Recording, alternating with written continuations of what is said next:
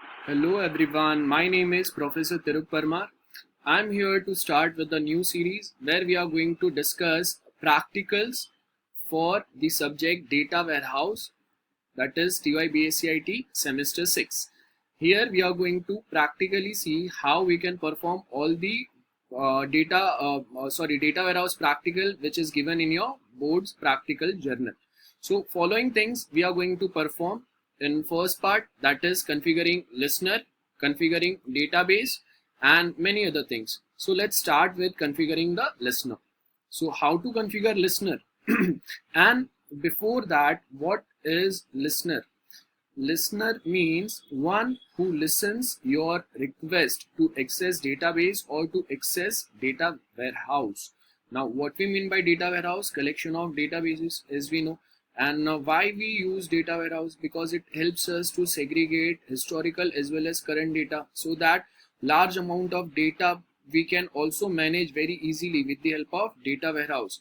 Now when we are dealing with that amount of data, so we also need something or some person who can who can listen our request and gives appropriate result. So here we are going to configure a listener who basically is responsible to listen to our request and generates appropriate result in turn.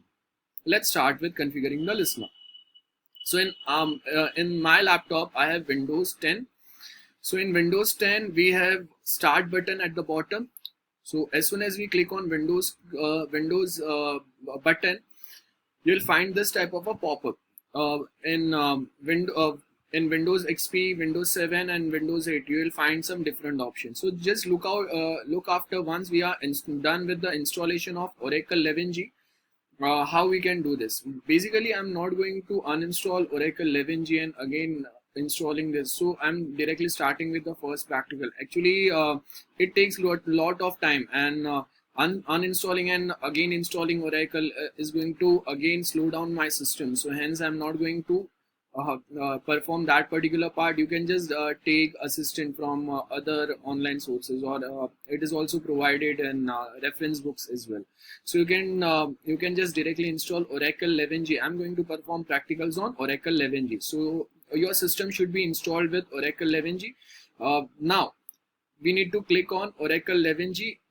On Oracle 11G, as you can see, we have to click on option that is called as Net Configuration Assistant. Remember, Net Configuration Assistant. Basically this particular assistant helps us to configure listener. Now as soon as we click on this particular option, we'll get one option. My system is slowed down basically, so it takes a bit more time. As you can see, we have it displayed this particular type of a window. Now many options are given here: listener configuration, naming method, and other thing. We are not concerned with other options. We are only going to configure the listener. So just keep the first option selected as it is and then click on next button. As soon as we click on next button, it gives us 4 options, that is add, reconfigure, delete and rename. So if we are configuring listener for the first time, then obviously we are going to add listener only. But if we are configuring listener for second or third time, as in my system this is the third time I'm going to configure a listener, so we might can reconfigure the existing listener, or I can delete the existing listener, or I can also rename the existing listener. But in this practical we are only going to configure listener in very simple way. So just keep the option same and click on next. Here it gives you option to select a name for your listener. In our case I'm keeping name as it is only. You can change name as per your convenience. You can give your name as well, or you can give some other name as well to this listener. But in my case I've already configured listener twice on my system. That is first time listener, second time listener 1. So this particular time I'm going to mark it as listener 2. Otherwise it is not going to accept. Remember, Oracle won't allow you to configure two listeners with the same name. So you have to just make some changes in existing names. So here I have changed the name from listener to listener 2. Now click on next. As soon as we click on next, it will give you an option where whenever we are dealing with this type of a listener, so if we are, what is listener? Who's going to listen to our request? If we want to access database or data warehouse, then listener is going to listen our request, and in return it generates appropriate result. That means in return it handovers some data to us, whichever data demanded by us.